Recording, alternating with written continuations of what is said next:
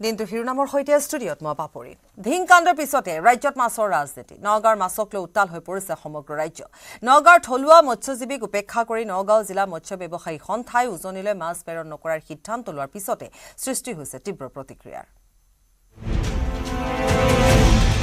নগাঁৱৰ মাছক লৈ উত্তাল ৰাজ্য উজনিলৈ মাছ প্ৰেৰণ নকৰে নগাঁৱৰ মাছ বেপাৰী চূড়ান্ত ময় মতালিৰে নগাঁৱৰ থলুৱা মৎস্যজীৱীক উপেক্ষা কৰি ফটোৱা জাৰি কৰিলে নগাঁও জিলা মৎস্য ব্যৱসায়ী সন্থাই নগাঁও জিলাৰ মাছ আমি উৎপাদন কৰো এই মাছবিলাক লাগিলে আমি গুৱাহাটী পিনে ৰপ্তানি কৰিম কিন্তু উজনি অসমত অনিৰ্দিষ্ট কালৰ কাৰণে আমি ৰপ্তানি বন্ধ কৰি দিছো মীন পালক সন্থাই থিৰাং কৰিছো যে অনাগত দিনত অনিৰ্দিষ্ট কাললৈ আমি আমাৰ যি মূল্যবান সম্পদ মাছ আমি উজনি অসমত ৰপ্তানি নকৰো বিশেষকৈ তিনিচুকীয়া আৰু শিৱসাগৰত দৰকাৰ পৰিলে আমি মাছ পচাই দিম তথাপি উজনি অসমৰ কোনো জিলাত আমি মাছ ৰপ্তানি নকৰো সন্থাৰ ঘোষণাৰ পিছতে উজনি অসমত প্ৰতিক্ৰিয়া নগাঁৱৰ মাছ নাহিলেও চলিব উজনি অসম নগাঁও মাছ নেখালেও আমি অসমীয়া মানুহ উজনি অসমৰ মানুহ আমি জীয়াই থাকিব পাৰিম আৰু উজনি অসমৰ মানুহৰ স্বাভিমান আছে উজনি অসমৰ মানুহে নিজেই উৎপাদন কৰি মাছ খোৱা সেই সাহসখন আমাৰ আছে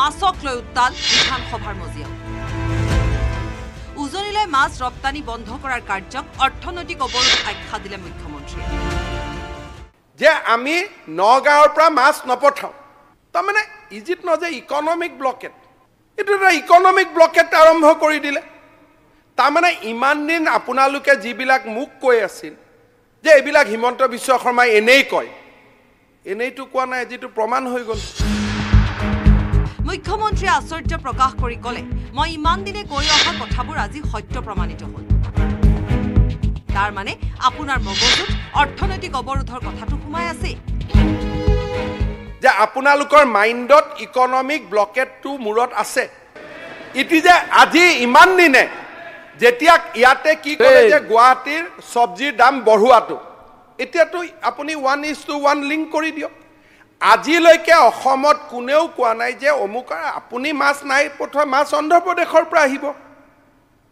মাছ অসমৰ লৰাই উৎপাদন কৰিব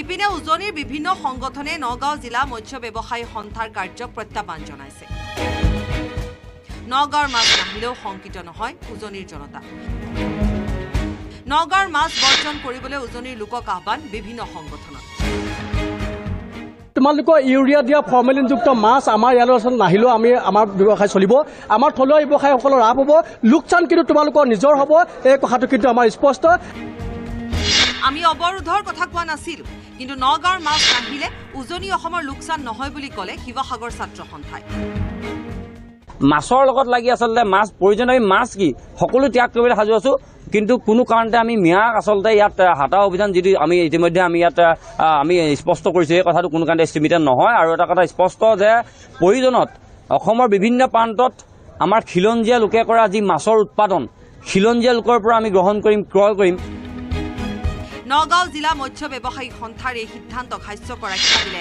আটাচুৰ সভাপতিয়ে তেখেতলোকে যি ঘোষণা কৰিছে এইটো আচলতে অতি হাস্যকৰ বিষয় যে বিদেশী নাগৰিকৰ তেখেতলোকে সংগ দিয়াটো এইটো আচলতে এজন কেতিয়াও অসমীয়া হ'ব নোৱাৰে হয়তো তেখেতলোকৰ হয়তো সেই সন্দেহজনৰ নাগৰিকে আছিলে যেন এনেধৰণৰ এটা অনুভৱ হৈছে ইমানেই নহয় নগাঁও জিলা মৎস্য ব্যৱসায়ী সন্থাই যদি উজনিলৈ মাছ পঠিয়ায়ো তেন্তে মাছৰ গাড়ী ঘূৰাই পঠিওৱাৰো হুংকাৰ দিলে আটাচুৱে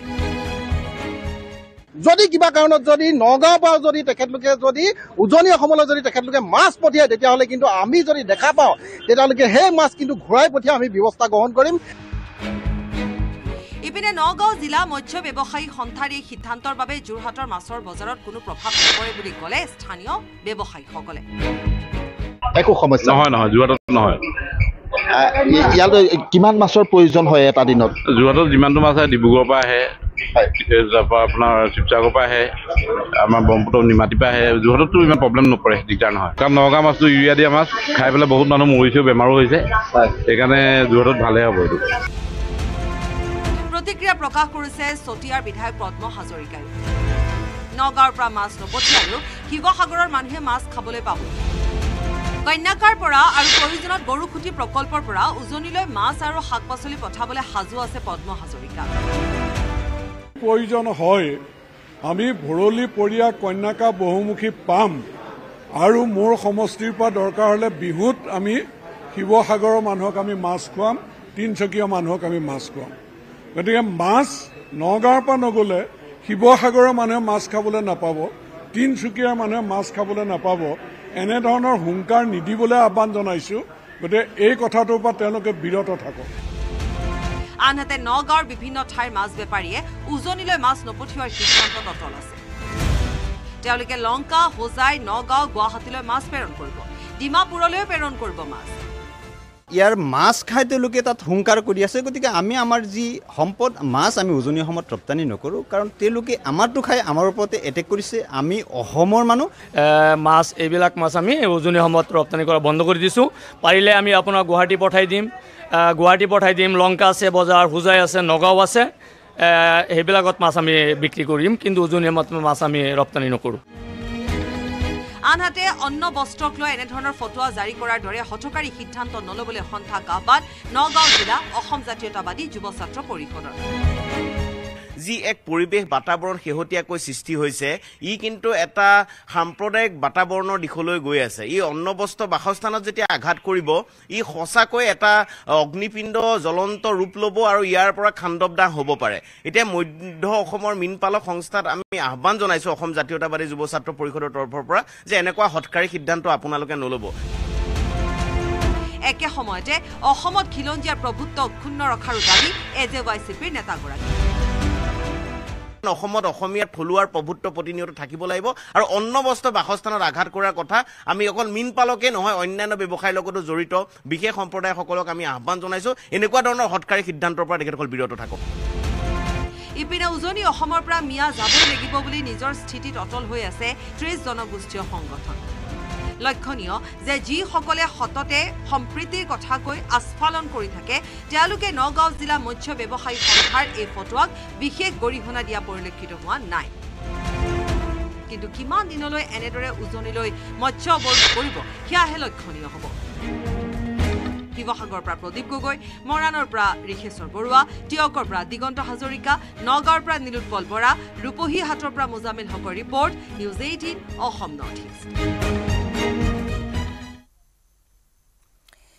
মিয়া প্ৰসংগক লৈ উত্তাল বিধানসভাৰ মজিয়া। কোনো কাৰণতে মিয়াক উজনি অসম ল'বলৈ নিদো বুলি হুংকাৰ মুখ্যমন্ত্ৰী হিমন্ত বিশ্ব শৰ্মাৰ। লগতে উজনিৰ মানুহৰ ইচ্ছাৰ বিৰুদ্ধে মিয়াসকলক উজনিলৈ নাযাবলৈ আহ্বান মুখ্যমন্ত্ৰী। আপোনালোকে মিয়া মুছলমান মানুহখিনিয়ে গোটেই অসম ল'বই, আৰু মই কৈছো আপোনালোকক আমি ল'ব নিদিওঁ। মিয়া বিতৰ্কত উত্তাল বিধানসভাৰ মজিয়া। মিয়া মুছলমান মানুহখিনিয়ে গোটেই অসম ল'বই, মিয়াক উজনি অসম ল'ব নিদিওঁ বুলি সদনত হুংকাৰ মুখ্যমন্ত্ৰী। আজি আপোনালোকে কি ক'লে যে লোৱাৰ আছামৰ পৰা মানুহ আপাৰ আছামত যাবই। কিয় যাব আপোনালোকে কওক? তাৰমানে আপোনালোকে গোটেই অসমখন ল'বই, তাৰমানে আপোনালোকে মিয়া মুছলমান মানুহখিনিয়ে গোটেই অসম ল'বই, আমিও ল'ব নিদিওঁ। হৈ গ'ল, আমিও ল'ব নিদিওঁ।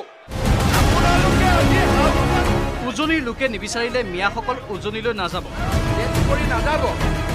উজনিৰ মানুহৰ ইচ্ছাৰ বিৰুদ্ধে গ'লে তাত নিৰাপত্তা নহ'ব। মুখ্যমন্ত্ৰীয়ে হাত জোৰ কৰি ক'লে নাযাবলৈ। আপোনালোকক মই অনুৰোধ কৰিছো জেদ কৰি নাযাব। আমিও অনুৰোধ কৰিছো আপুনি মুখ্যমন্ত্ৰী হিচাপে নিৰাপত্তা নিশ্চিত কৰক। বিহাৰৰ মানুহ আহিব, মাৰোৱাৰীও আহিব, পাঞ্জাবীও আহিব, গুজৰাটীও আহিব, আছে অসমত আৰু অসমৰে এখন জিলাৰ মাননীয় মুখ্যমন্ত্ৰী মহোদয়। সন্দেহযুক্ত মিয়াক উজনি অসম এৰিবলৈ ৩০ সংগঠনে নিৰ্দেশ দিয়াৰ পিছৰে পৰা উত্তাল হৈ আছে ৰাজ্যৰ ৰাজনীতি। মঙলবাৰে বিধানসভাৰ মজিয়াতো শাসক বিৰোধীৰ মাজত চলিল তীব্ৰ বাক বিতণ্ডা। উজনিলৈ মিয়া যাবই বুলি হুংকাৰ দিছিল আমিনুল ইছলামকে ধৰি বিৰোধীৰ কেইবাজনো বিধায়কে। তাৰেই উত্তৰত মুখ্যমন্ত্ৰীয়ে ক'লে আমি যামেই বুলি যে জেদ কৰি ক'লে ইয়াৰ বাবে সৃষ্টি হ'ব আইন শৃংখলা পৰিস্থিতিৰ। হয়তো এইসকল নিজৰ ৰাজ্য এখন জিলাৰ পৰা আন এখন জিলালৈ যাব লগা নহ'লহেঁতেন। আপোনালোকে যদি এনেকুৱা এটা আগ্ৰাসী মনোভাৱ লৈ যাম বুলি কয়, কালিতো আৰু হুলস্থুল হ'ব। মোৰ কাৰণে ল এণ্ড অৰ্ডাৰ মেইনটেইন কৰাটো টান হৈ যাব। মই আপোনাক অনুৰোধ কৰিছো, এই ষ্টেটমেণ্টটোৱে আইন শৃংখলা হ'ব পাৰে, আপুনি ক'ব, কিন্তু মই যামেই। এই ষ্টেটমেণ্টটো যদি সদনত আৰু দুবাৰ তিনিবাৰ পৰে, মোৰ কাৰণে ল এণ্ড অৰ্ডাৰ কণ্ট্ৰল কৰাটো ডিফিকাল্ট হ'ব। মই ল এণ্ড অৰ্ডাৰ পইণ্টৰ পৰা কৈছোঁ, কাৰণ আজি এই ষ্টেটমেণ্টটোৰ এটা বেয়া মিনিং হ'ব। আজি এটা মুখ্যমন্ত্ৰীয়ে স্পষ্ট ভাষাৰে ক'লে, খিলঞ্জীয়াক দাবী ধমকি দি বহাব খুজিলে পৰিৱেশ ঠিক নহ'ব। উচ্চতম ন্যায়ালয়ৰ পৰ্যবেক্ষণ আছে যে অসমৰ ওপৰত আগ্ৰাসন চলি আছে। গোপীনাথ বৰদলৈ বিশ্বৰাম মেধিয়েও কৈ গৈছে এই কথা। সুপ্ৰিম কোৰ্ট অফ ইণ্ডিয়াই কৈছে যে অসমৰ ওপৰত এটা এগ্ৰেছন চলি আছে। এইবিলাক মোৰ শব্দ নহয়। আপোনালোকে যে কয়, হিমন্ত বিশ্ব শৰ্মাই কয়, এই শব্দবিলাক ইয়াত গোপীনাথ বৰদলৈ কৈ যোৱা শব্দ, বিষ্ণুৰাম মেধিয়ে কৈ যোৱা শব্দ। এই শব্দবিলাক সুপ্ৰিম কোৰ্টৰ মহামান্য আদালতে কৈ যোৱা। বিৰোধীক উভতি ধৰি মুখ্যমন্ত্ৰীৰ প্ৰশ্ন। উজনিত যোৱা মুছলমান বেপাৰীক মুখ্যমন্ত্ৰীয়ে সুৰক্ষা দিব লাগে বুলি কৈ আছে, কিন্তু নামনি অসমত অত্যাচাৰৰ বলি হোৱা হিন্দুসকলক আপোনালোকে সুৰক্ষা দিব লাগিবনে নাই? নামনি অসমত হিন্দু মানুহৰ ওপৰত কিমান অত্যাচাৰ হৈ থাকে? আপোনালোকে ভাবে যে উজনিত যোৱা ব্যৱসায়ীখিনিক প্ৰটেকশ্যন হিমন্ত বিশ্ব শৰ্মাই দিব লাগে, কিন্তু বৰপেটা ধুবুৰীত সদায় অত্যাচাৰৰ সন্মুখীন হৈ থকা হিন্দু মানুহখিনিকো সুৰক্ষা আপোনালোকে দিব লাগিবনে নাই? ধিং কাণ্ডৰ প্ৰসংগ টানি মুখ্যমন্ত্ৰীয়ে দাঙি ধৰিলে ধিঙত জনগাঁথনি সলনি হোৱাৰ ভয়ংকৰ ছবি। এসময়ত ধিঙত হিন্দু মানুহ আছিল, অপৰাধ বাঢ়ি অহাত পলায়ন কৰিলে। এই বিষয়ে সদনত তথ্য দিবলৈ ৰাজি বুলি ক'লে মুখ্যমন্ত্ৰীয়ে। যিটো ষ্টেটমেণ্ট আজি আপোনালোকে আৰম্ভ কৰিলে, আজি আপোনালোকে জানে যে ধিঙৰ দৰে চহৰত এসময়ত গোটেই এৰিয়াটোত আমাৰ হিন্দু মানুহখিনি আছিলে। ক্ৰাইম যেতিয়া আৰম্ভ হয়, তেতিয়া মানুহখিনিৰ পলায়ন আৰম্ভ হয়। আপোনালোকে মানুহখিনিক আশ্বাস দিব লাগিবনে নাই? অহাকালি মই ধিঙত পপুলেশ্যন কিমান চেঞ্জ হৈছে, হিন্দু মুছলমান 1951-ৰ পৰা কিমান পৰিৱৰ্তন হৈছে, মই আপোনাক অহাকালি ব্যক্তিগতভাৱে ডেটাটো দি দিম। ইপিনে ধিঙৰ ধৰ্ষণক লৈ মুখ্যমন্ত্ৰীয়ে এটা ধৰ্মৰ লোকক টাৰ্গেট কৰি লোৱা বুলি অভিযোগ কৰি আহিছে বিৰোধীয়ে। ইয়াৰো সমুচিত প্ৰত্যুত্তৰ দি মুখ্যমন্ত্ৰীয়ে ক'লে, আপোনালোকে কয় মুখ্যমন্ত্ৰীয়ে ছাইড লয়, কিন্তু ছাইড কোনে লৈ আছে? মৰিগাঁৱত মুছলিম ছোৱালী ধৰ্ষিতা হওঁতেও মই নিজেই গৈছোঁ, কিন্তু ধৰ্ষণকাৰীক ৰক্ষণাবেক্ষণ কোনে দি আছিল? মৰিগাঁৱত যেতিয়া মুছলিম ছোৱালীৰ ওপৰত ধৰ্ষণ হ'ল, মইতো তাতো গৈছোঁ, লাহৰীঘাটত। মইতো ৰেপৰ ক্ষেত্ৰত হিন্দু মুছলমান কৰা নাই, কিন্তু সেইজন মানুহকো ৰক্ষণাবেক্ষণ কোনে দি আছিলে? এতিয়া লাহৰীঘাটৰ বিধায়ক উঠি গ'ল, মোক তেওঁৱে কয় যে বেছি একশ্যন ল'ব নালাগে। মুখ্যমন্ত্ৰীৰ ভাষণৰ মাজত বহুবাৰ মাত দিলে অখিল গগৈয়ে। অধ্যক্ষৰ নিৰ্দেশো বাৰম্বাৰ অমান্য কৰাৰ পিছত অখিল গগৈক নিলম্বন কৰা হয়। তৰ্ক বিতৰ্কৰ মাজতে কোনোবাই অখিল গগৈক উপহাস কৰি ক'লে, অখিল গগৈ ডাঙৰীয়া, আপুনি লুঙিখন পিন্ধি লওক। মুছলমান MLA খিনিও যুক্তি শুনিবৰ কাৰণে ৰাজি। আপুনি ইমান কিয় মুছলমান প্ৰেমী হৈ আছে? কাজিয়া লগাবৰ কাৰণে চব কৰি আছে।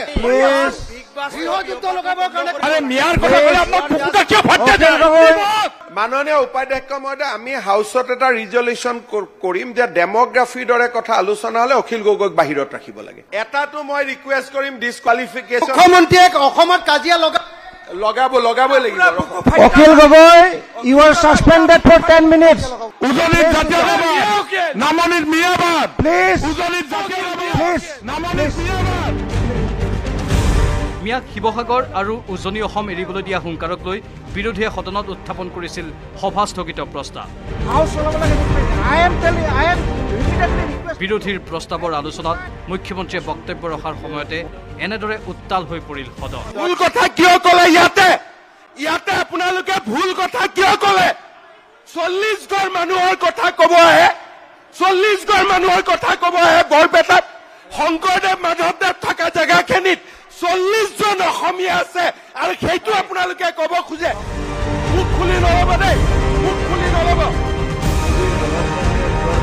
Bureau report news 18 Assam north east এটাটো মই ৰিকুৱেষ্ট কৰিম ডিছকুৱালিফিকেশ্যন মুখ্যমন্ত্ৰীয়ে অসমত কাজিয়া লগাবই লাগিব Akhil Gogoi you are suspended for 10 minutes বিধানসভাত উত্থাপন মুছলমান বিবাহ বিচ্ছেদ পঞ্জীয়ন আইন বিৰোধী হুলস্থুলৰ মাজতে উত্থাপন হ'ল এই আইন উত্থাপনৰ পূৰ্বে আলোচনাৰ দাবী কৰিছিল বিৰোধীয়ে অধ্যক্ষই এই দাবী অগ্ৰাহ্য কৰাত সদন ত্যাগ কৰে বিৰোধীয়ে মন্ত্ৰী যোগেন মোহনে উত্থাপন কৰিলে মুছলমান বিবাহ বিচ্ছেদ পঞ্জীয়নৰ আইন দানৰ বাবে ৰাখিলো প্ৰশ্নটো হ'ল যে the Assam scheduled caste and scheduled tribes reservation of vacancies in services and post amendment bill 2024 বিধেয়কখন বিবেচনাৰ বাবে লোৱা হওক যিসকল সপক্ষে আছে কক হয় যিসকল বিপক্ষে আছে কক নহয় মই ভাবোঁ হয় সপক্ষে প্ৰস্তাৱটো গৃহীত কৰা হ'ল এতিয়া সদনত বিধেয়কখন দফাই দফাই বিবেচনাৰ বাবে ৰখা হ'ব 2 নং দফাত কোনো সংশোধনী নাই মই এতিয়া 2 নং দফাটো সদনত ভোটৰ বাবে ৰাখিম প্ৰশ্নটো হ'ল 2 নং দফাটো বিধেয়কখনৰ অংশ হ'ব যিসকল সপক্ষে আছে কক হয় যিসকল বিপক্ষে আছে কক নহয় মই ভাবোঁ হয় সপক্ষে 2 নং দফাটো বিধেয়কখনৰ অংশ হ'ল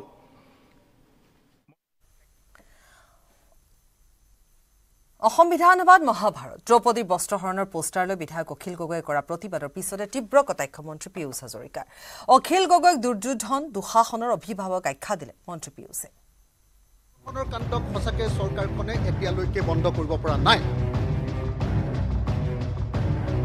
বিধানসভাত মহাভাৰত আকৌ সমুখ সমৰত অখিল গগৈ পীযুষ হাজৰিকা হাতত দ্ৰৌপদীৰ বস্ত্ৰহৰণৰ ফলক লৈ অখিল গগৈ সাব্যস্ত কৰিছিল প্ৰতিবাদ অখিল গগৈক দুৰ্যোধন দুঃশাসনৰ অভিভাৱক আখ্যা মন্ত্ৰী পীযুষ হাজৰিকাৰ দৈনিক 3.54 অৰ্থাৎ 3.5 গৰাকীকৈ মহিলা ধৰ্ষিতা হৈছে বিগত 8টা বছৰত মুঠ ধৰ্ষণ হৈছে 17,704টা দুৰ্যোধনকো মুখিমূৰ কৰা হ'ব আৰু দুঃশাসনকো মুখিমূৰ কৰা হ'ব আমাৰ চৰকাৰে এই ক্ষেত্ৰত কোনো দিনেই থমকি নৰয় মই আকৌ কৈছোঁ যিসকল দুঃশাসনে নাৰীক অত্যাচাৰ কৰে নাৰীক ধৰ্ষণ কৰে এই দুঃশাসনসকলৰ পৃষ্ঠপোষকতা কোনে কৰি আহিছে ককায়েক ৰূপী দুৰ্যোধন অখিল গগৈ ডাঙৰীয়াই বিজেপি চৰকাৰৰ দিনত হোৱা নাৰী নিৰ্যাতনৰ অজস্ৰ ঘটনাৰ বিৰোধিতা কৰি বিজেপি চৰকাৰৰ ৰাজসভাক কৌৰৱৰ ৰাজসভাৰে তুলনা কৰিবলৈ আগবাঢ়িল অখিল গগৈ হাতত দ্ৰৌপদীৰ বস্ত্ৰহৰণৰ ফলক লৈ অখিল গগৈ ঘোষণা কৰিলে মুখ্যমন্ত্ৰীৰ কাৰ্যকালত দৈনিক 3.5 গৰাকী নাৰী নিৰ্যাতিত হৈছে ধৰ্ষণৰ ঘটনাক লৈ বিজেপিয়ে ৰাজনীতি কৰিছে শাসকীয় চৰকাৰৰ বিৰুদ্ধে অভিযোগৰ পিছত অভিযোগেৰে মুখৰ হৈ উঠিল অখিল গগৈ এফালে এনকাউণ্টাৰক লৈ সমালোচনা অখিল গগৈ চৰকাৰে তেওঁলোকক এতিয়ালৈকে তাৰ দুজন অপৰাধীক এতিয়ালৈকে গ্ৰেপ্তাৰ কৰিব পৰা নাই আৰু ফাঁচি দিবৰ কাৰণে প্ৰয়োজনীয় ব্যৱস্থা গ্ৰহণ কৰা নাই ফাঁচি দিয়াৰ পৰিৱৰ্তে বিচাৰ প্ৰক্ৰিয়া চলোৱাৰ পৰিৱৰ্তে ভুৱা এনকাউণ্টাৰৰ ঘটনা সংঘটিত কৰিছে আৰু এই গোটেই ঘটনাটোক লৈ হিন্দু মুছলমানৰ ৰাজনীতি কৰিছে ক'ৰবাত মাটি দখল কৰিবলৈ তেখেতলোক গৈছে তেতিয়া অখিল গগৈ ডাঙৰীয়াই হুলস্থুল কৰিছে ক'ৰবাত গৈ নাৰী ধৰ্ষণ কৰিছে আৰক্ষীয়ে ব্যৱস্থা লৈছে অখিল গগৈ ডাঙৰীয়াই আৰক্ষীৰ বিৰুদ্ধে চিঞৰিছে আৰু কোনোবাই গৈ ডকাইতিত লিপ্ত হৈছে পুলিচৰ লগত মাৰামাৰিত পুলিচক মাৰিবলৈ গৈ এনকাউণ্টাৰত কোনোবা এনেকুৱা ডকাইত মৃত্যুমুখত পৰিছে বিধানসভাত তালফাল কোনে লগাইছে এই দুৰ্যোধন অখিল গগৈ ডাঙৰীয়াই অখিলৰ অভিযোগ খণ্ডন কৰি বিধায়ক অখিল গগৈ মহাভাৰতৰ দুৰ্যোধন দুঃশাসনৰ লগত তুলনা কৰিলে মন্ত্ৰী পীযুষ হাজৰিকাই নাৰীক সন্মান নকৰা অখিল গগৈক দুৰ্যোধন দুঃশাসনৰ পৃষ্ঠপোষক আখ্যা মন্ত্ৰী পীযুষ হাজৰিকাৰ লগতে পীযুষ হাজৰিকাই ক'লে অখিল গগৈয়ে প্ৰতিনিধিত্ব কৰে বিশেষ সম্প্ৰদায়ক অখিল গগৈ ডাঙৰীয়া আপোনাৰ ভাতৃসকলক বুজাওক যে নাৰীক ধৰ্ষণ কৰিব নাপায় আপোনাৰ ভাতৃসকলক কওক নাৰীক সন্মান কৰক তেতিয়া অসমখন বহুখিনি ঠিক হ'ব বহুখিনি অসমখন শান্তিত থাকিব বুলি আমি উপলব্ধি কৰোঁ পীযুষ হাজৰিকাৰ একে সুৰতে অখিল গগৈক উভতি ধৰিলে বিজেপি বিধায়ক মানৱ ডেকাই অখিল গগৈক দুৰ্যোধন সজাই বিধায়কজনৰ কটাক্ষ মিয়া দুঃশাসন দুৰ্যোধনসকলৰ প্ৰৰোচনাত দ্ৰৌপদীৰ বস্ত্ৰহৰণ হৈছিল নিৰ্বাচনৰ সময়ত মিয়াৰ অভিভাৱকৰ ৰূপত কাম কৰিছিল অখিলে দুৰ্যোধন হিচাপে তেওঁ ডাঙৰ ককায়েক হিচাপে মিয়াসকলৰ লগত একেবাৰে ৱালৰ ছাত্তানৰ নিচিনা খাৰা হৈ আছে। এয়া চাওক কাজিৰঙাত মই এখন এয়া চাওক অখিল গগৈয়ে কাজিৰঙাত দুশাসনসকলৰ লগত কেনেকৈ এভিকশ্যনৰ সময়ত থিয় হৈ আছিলে, দুৰ্যোধনৰ ৰূপ ধাৰণ কৰি আছিলে, আপোনালোকে নিজে চাওক। হীৰকজ্যোতি মালাকাৰৰ report, news 18 Assam north east.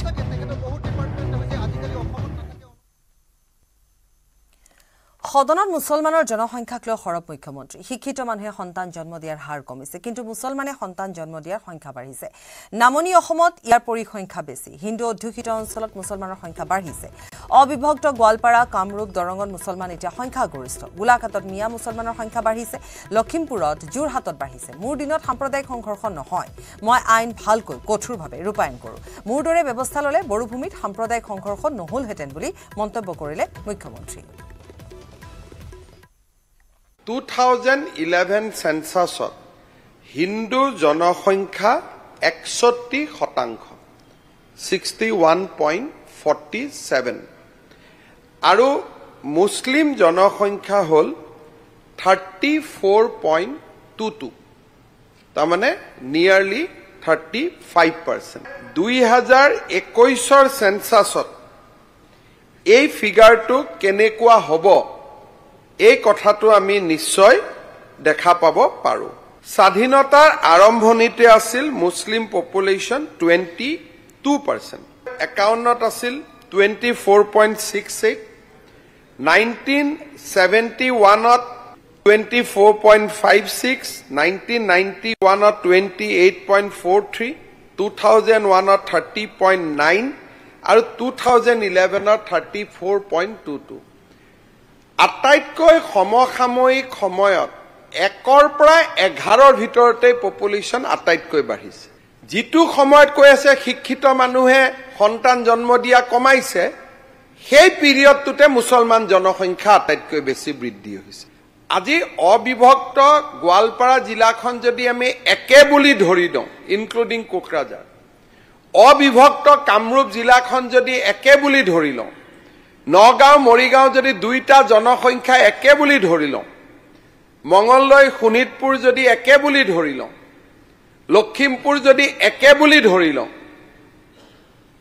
আৰু বৰ্তমান ই গোলাঘাটলৈকে এক্সপাণ্ড হৈছে। নামনি অসমত ডেমোগ্ৰাফি ইমানেই স্পীডত পৰিৱৰ্তন হৈছে, ই এটা অভাৱনীয় হিউমেন ডিজাষ্টাৰলৈকে ৰূপান্তৰ হ'বৰ কাৰণে গৈ আছে।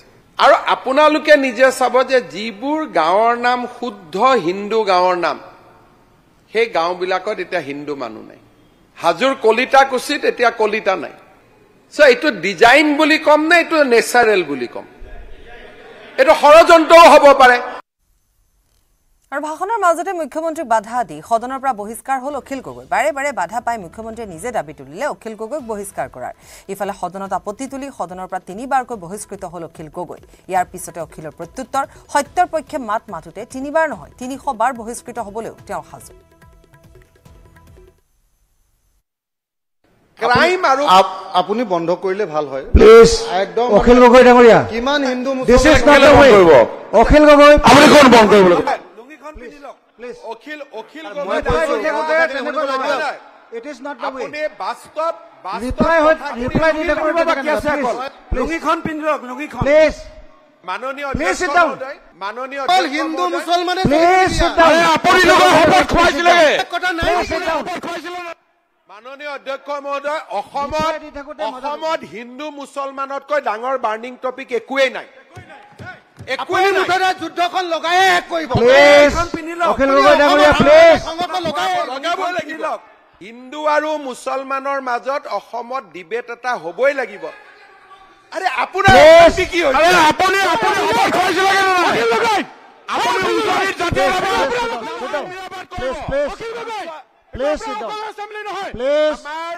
আমাৰ মুছলমান MLA খিনিও যুক্তি শুনিবৰ কাৰণে ৰাজি।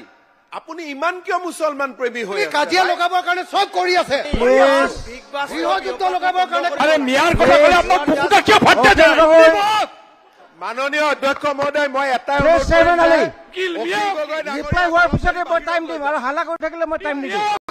মাননীয় উপাধ্যক্ষ মহোদয় আমি হাউচত এটা ৰিজলিউশ্যন কৰিম যে ডেমোগ্ৰাফিৰ দৰে কথা আলোচনা হলে অখিল গগৈক বাহিৰত ৰাখিব লাগে উপায় নাই আমাৰ আমিতো কবই লাগিব এনেকুৱাকে কলে প্লিজ সিট ডাউন এনেকুৱাকে ডমিনেট কৰিলে হাউচটো ডমিনেট হ'ব এনেকুৱাকে হাউচটো যদি ডমিনেট আপোনালোকক কবলৈ সময় দিছে বেয়া মেছেজ যাব আই হেভ গিভেন এম্পল টাইম এনেকে নহয় আপুনি কৰিব নোৱাৰে এম্পল টাইম না শুনক ৰিপ্লাই দিওঁতে এটা নতুন টেন্ডেন্সি এটা হৈছে আমাৰ মুখৰ আপোনালোকে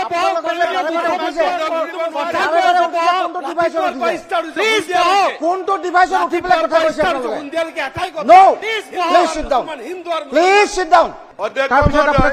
এটাটো মই ৰিকুৱেষ্ট কৰিম ডিছকুৱালিফিকেশ্যন মুখ্যমন্ত্ৰীয়ে অসমত কাজিয়া লগাবই লাগিব Akhil Gogoi you are suspended for 10 minutes Akhil Gogoi you are suspended for 10 minutes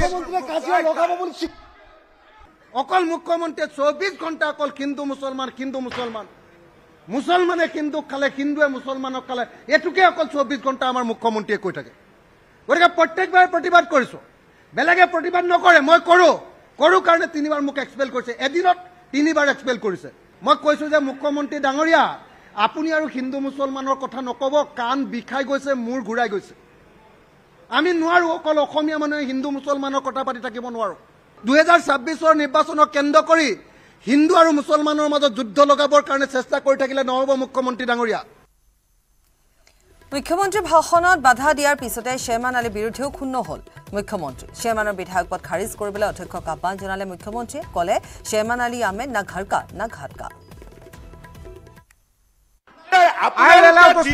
কিয় কৰে যদি মোৰ ৰিপ্লাই শুনিব ভয় কৰে শ্বেৰমান আলী ডাঙৰীয়া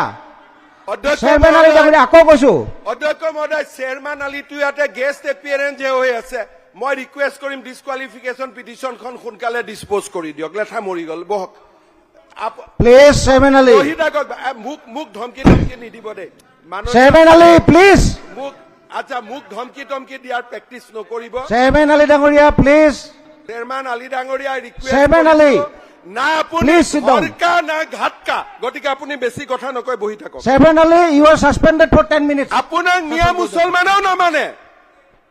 আপোনাক মিয়া মুছলমানেও নামানে আপুনি ঘৰকাও নহয় ঘাটকাও নহয়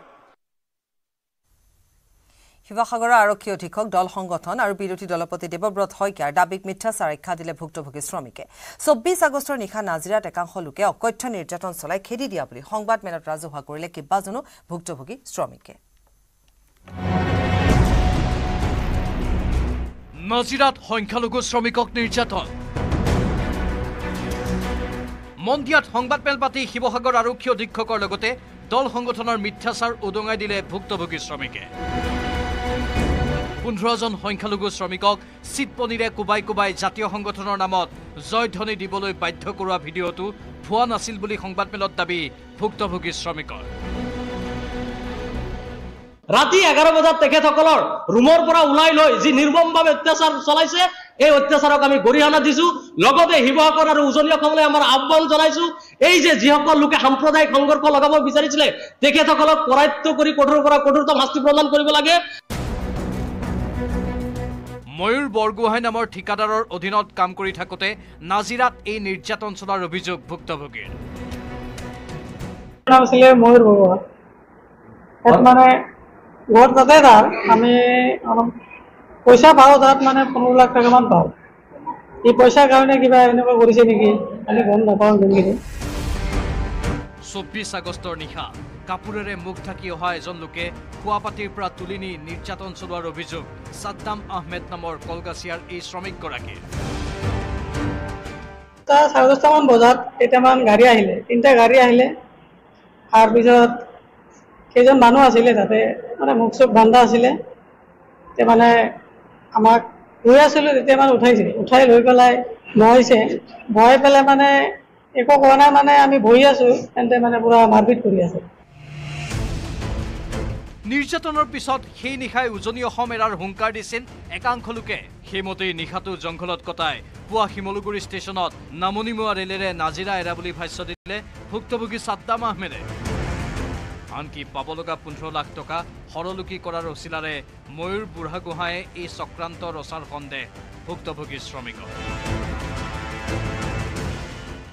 আমি গোটেই ৰাতিটো মানে জংঘলত আছিলোঁ। এতিয়া মানে জংঘলত থাকি পেলাই ইয়াৰ পৰা খোজকাঢ়ি আমি ষ্টেচনত আহিছোঁ। প্ৰায় মানে 15 কিলোমিটাৰমান হ'ব। তাৰ পৰা আমি গুচি আহিছোঁ, ৰাতি 11টাত ঘৰত আহিছোঁ। কিন্তু 25 আগষ্টত ভাইৰেল হোৱা এই দৃশ্যটো ভুৱা বুলি দাবী কৰিছিল শিৱসাগৰৰ আৰক্ষী অধীক্ষকে। যোৱা এদিন দুদিনৰ পৰা ছ'চিয়েল মিডিয়াত বহুতকেইটা ফেক নিউজৰ চাৰ্কুলেশ্যন হৈ আছে। এই ফেক নিউজখিনি যদি কোনোবাই চাৰ্কুলেট কৰি আছে, মই তেখেতসকলকো এইটোৱে উপদেশ দিম যাতে ফেক নিউজ চাৰ্কুলেট কৰি গোটেই আমাৰ যি কমিউনেল হাৰ্মনি চিটুৱেশ্যন এটা শিৱসাগৰত আমাৰ পূৰ্বপুৰুষৰ পৰা আছে সেইটো যাতে ভংগ নকৰক। শিৱসাগৰৰ আৰক্ষী অধীক্ষকৰ সুৰতে সুৰ মিলাইছিল জাতীয় সংগঠনৰ নেতৃত্বই। যিটো ভিডিঅ'টোত তেওঁলোকক যিসকল লোকক অত্যাচাৰ কৰা হৈছে সেইসকল লোকক আছু জিন্দাবাদ এনেকুৱা ধৰণৰ বিভিন্ন ধৰণৰ ধ্বনি দিবলৈ বাধ্য কৰোৱা হৈছে। এই সমগ্ৰ বিষয়টোৰ সন্দৰ্ভত আমি সদৌ শিৱসাগৰ জিলা ছাত্ৰ সন্থা সদৌ অসম ছাত্ৰ সন্থাই স্পষ্ট কৰি দিওঁ যে আমাৰ কোনো বিষয়ববীয়া কৰ্মকৰ্তা এই ঘটনাটোৰ লগত জড়িত নহয়, আৰু যিসকল লোকে এই গোটেই ঘটনাটো সংঘটিত কৰিছে, আইন শৃংখলা হাতত তুলি লৈছে, সেইসকল লোকক চিনাক্ত কৰি আমি তেওঁলোকক কঠোৰ শাস্তি বিহিবৰ কাৰণে প্ৰশাসনলৈ দাবী জনাইছোঁ। কিন্তু মঙলবাৰে বৰপেটাৰ মন্দিয়াত সংবাদমেল পাতি দৃশ্যটো সত্য বুলি দাবী কৰি ভুক্তভোগী শ্ৰমিকে দাঙি ধৰিলে বহু তথ্য প্ৰমাণ। সেই দাবীৰে সকলো পক্ষৰ পৰা ন্যায় ভিক্ষা, উজনিৰ পৰা প্ৰাণৰ ভয়ত পলাই অহা 15 গৰাকী ভুক্তভোগী শ্ৰমিকৰ। News desk, news 18, Assam north east. সদনৰ পৰাই পৰেশ বৰুৱালৈ আহ্বান মুখ্যমন্ত্ৰী। অসমৰ 19 লাখ নিবনুৱাৰ স্বাৰ্থত এবাৰ পৰেশ বৰুৱাক ভাবিবলৈ অনুৰোধ জনালে মুখ্যমন্ত্ৰীয়ে।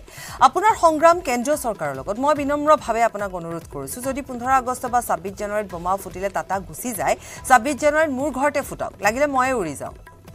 26 জানুৱাৰীত বোমা ফুটাব বিচাৰিলে মই পুলিচক মিনিষ্টাৰ কলনীৰ ফিল্ডখনত বোমা ফুটোৱাত বাধা নিদিম বুলি কওক। ফুটাওক বোমা, তাত মোৰ আপত্তি নাই, কিন্তু টাটাক অসম এৰি যাবলৈ বাধ্য নকৰিব। অলপ আগতে আলফাৰ যেতিয়া বোমৰ কথাটো ওলালে, ক'ব নোৱাৰাকৈ আমি ডেস্কত থপিয়াই দিলো যে আলফাই 25টা জেগাত বোম মাৰিছে, চিফ মিনিষ্টাৰ ব্যৰ্থ হৈছে, আমি থপিয়াই দিলো।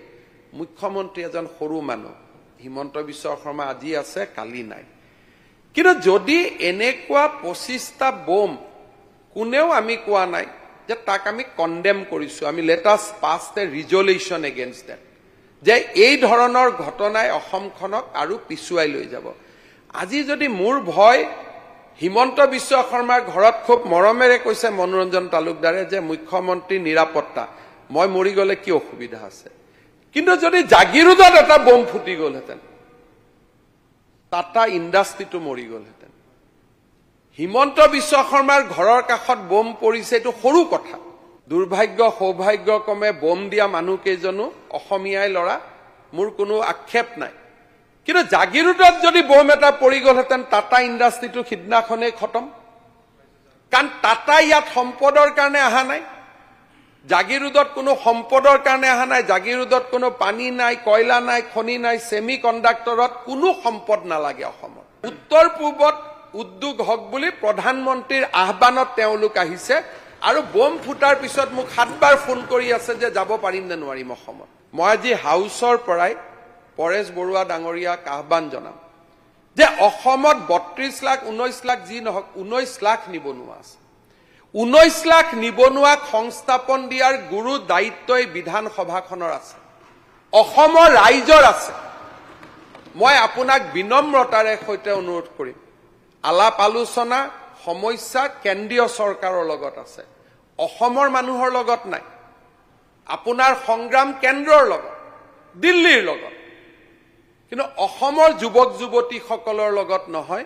গতিকে অসমত উদ্যোগীকৰণৰ আমি এক যি সোণসেৰীয়া অধ্যায় আৰম্ভ কৰিছো, টাটাৰ উদ্যোগ স্থাপন, মই আকৌ আক্ষেপেৰে কম যে কিছুমান ক্ষেত্ৰত আমি কৰিলেও সকলোকে আদৰণি জনোৱাৰ সাহস এটা আমাৰ থাকিব লাগে।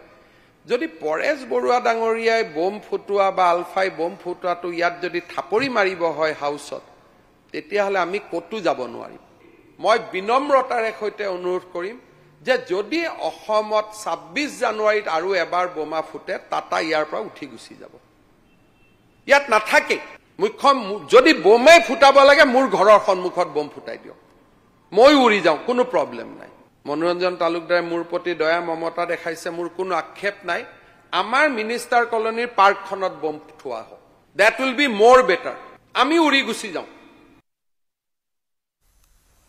6 দিনে আৰক্ষীয়ে গ্ৰেপ্তাৰ কৰিব পৰা নাই ঢিং কাণ্ডৰ আন 2 অভিযুক্তক পলাতক 2 অভিযুক্তক গ্ৰেপ্তাৰ কৰিব নোৱাৰাত অধিক ক্ষুব্ধ হৈ পৰিছে ঢিংবাসী ঢিং কন্যাৰ ন্যায়ৰ লগতে পলাতক 2 অভিযুক্তক শীঘ্ৰে গ্ৰেপ্তাৰ কৰি কঠোৰ শাস্তি বিহাৰ দাবীত অব্যাহত ৰাখিছে প্ৰতিবাদ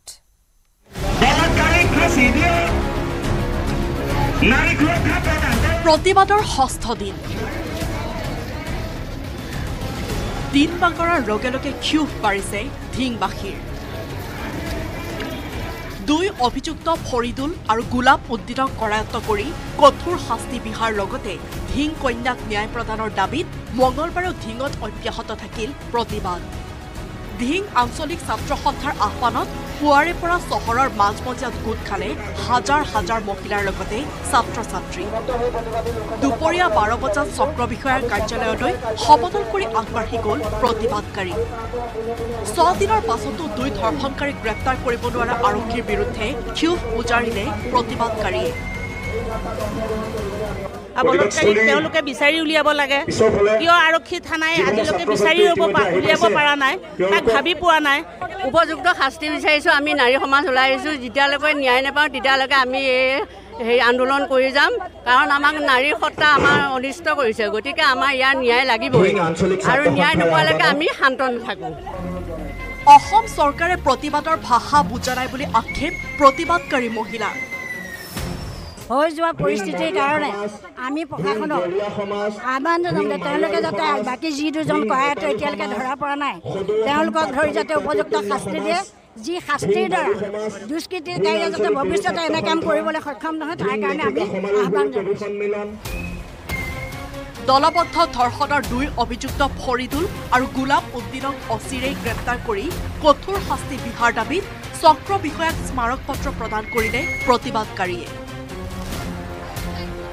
আমাৰ প্ৰতিবাদ চাগে চৰকাৰে শুনা পোৱা নাই আমাৰ অসম চৰকাৰে চাগে শুনা পোৱা নাই গতিকে আমি এনেকৈ প্ৰতিবাদী মিছিল উলিয়াব লগা হৈছে যদি আজিও যদি আমাৰ অসম চৰকাৰে আমাৰ সমস্যাবোৰ আমাৰ অসুবিধাবোৰৰ কথা যদি বুজি নাপায় তেতিয়াহ'লে কিন্তু আমি প্ৰতিবাদ এনেকৈ চলাই থাকিম আৰু প্ৰতিবাদে হয়তো বেলেগ ৰূপ ধাৰণ কৰিবও পাৰে আনফালে পলাতক ফৰিদুল আৰু গোলাপ উদ্দিনক জালত পেলাবলৈ ডিমাপুৰলৈকে জাল মেলিছে নগাঁও আৰক্ষীয়ে কিন্তু এসপ্তাহ উকলি যোৱাৰ পাছতো ধৰ্ষণকাৰী 2টাক গ্ৰেপ্তাৰ কৰিব নোৱাৰা ঘটনাই উদঙাই দিছে আৰক্ষীৰ স্বৰূপ অত্যাধুনিক প্ৰযুক্তিৰে সমৃদ্ধ আৰক্ষীয়ে চৌদিশে চোৰাংচোৱা মেলিও কোনো তথ্য আহৰণ কৰিব পৰা নাই ফৰিদুল আৰু গোলাপ উদ্দিনৰ ফৰিদুলে চলোৱা গাড়ীৰ গৰাকী ৰফিকুলক জেৰা কৰিও কোনো ক্লু পোৱা নাই আৰক্ষীয়ে অৱশ্যে তদন্তকালত ড্ৰাগছ আৰু অবৈধ অস্ত্ৰৰ বেহাৰ সৈতে পলাতক অপৰাধীৰ কানেকশ্যন থকাৰ তথ্য লাভ কৰিছে নগাঁও আৰক্ষীয়ে কিন্তু কেৱল খবৰতে সীমাবদ্ধ হৈ আছে আৰক্ষীৰ তদন্ত ৰূপহী হাতৰ পৰা মুজাম্মিল হকৰ report news 18 Assam north east প্ৰেমজনিত কাৰণতে সহপাঠী দাৰ ঘাপত প্ৰাণ গ'ল মৰাণ মহাবিদ্যালয়ৰ বিশাল বৰা নামৰ এজন ছাত্ৰৰ মৰাণ চাহ বাগিচাৰ টিংৰাই ডিভিজনৰ 2 নং প্লাণ্টত বিশাল বৰা নামৰ এজন ছাত্ৰৰ মৃতদেহ উদ্ধাৰক লৈ অঞ্চলজুৰি সৃষ্টি হৈছে তীব্ৰ চাঞ্চল্য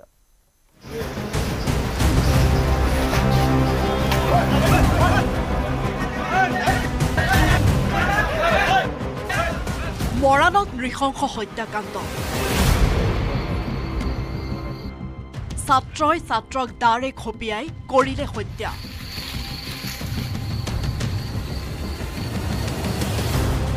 হত্যাকাৰী 2 কিশোৰ ছাত্ৰক গ্ৰেপ্তাৰ মৰাণ আৰক্ষী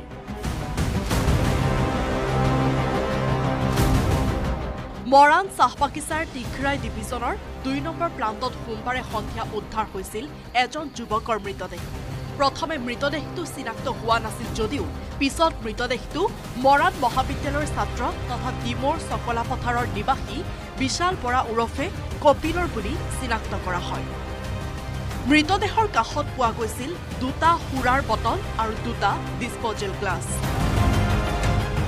ডিছপ'জেল গ্লাছত লাগি আছিল তেজৰ দাগ দেখাতেই এয়া এক পৰিকল্পিত হত্যাকাণ্ড বুলি প্ৰাথমিক তদন্তত স্পষ্ট হয় আৰক্ষী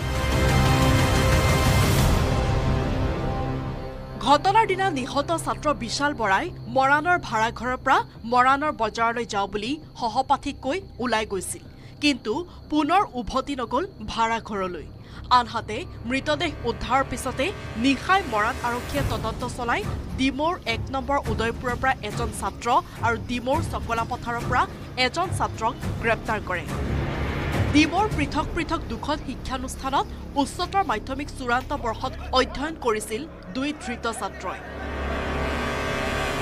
মৃত ছাত্ৰজনৰ এটা আইফোন মোবাইল এটা বেগৰ সৈতে হত্যাকাণ্ডত ব্যৱহৃত দাখন উদয়পুৰৰ হত্যাৰ অভিযুক্তজনৰ ঘৰৰ পৰা উদ্ধাৰ কৰিছে মৰাণ আৰক্ষীয়ে প্ৰেমজনিত কাৰণত এই হত্যাকাণ্ড সংঘটিত হোৱাৰ সন্দেহ প্ৰকাশ কৰিছে মৰাণ আৰক্ষীয়ে ঘাপ এটা হাত লাগিছে আৰু ডিঙিত লাগিছে হাতত লাগিছে আৰু পেটত এটা ঘাপ লাগিছে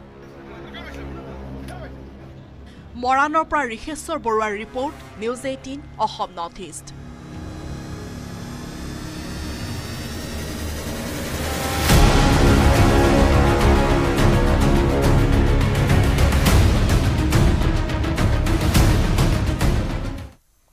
আৰু ইয়াৰ সৈতে দিনটোৰ শিৰোনামৰ পৰা বিদায় লৈছো নমস্কাৰ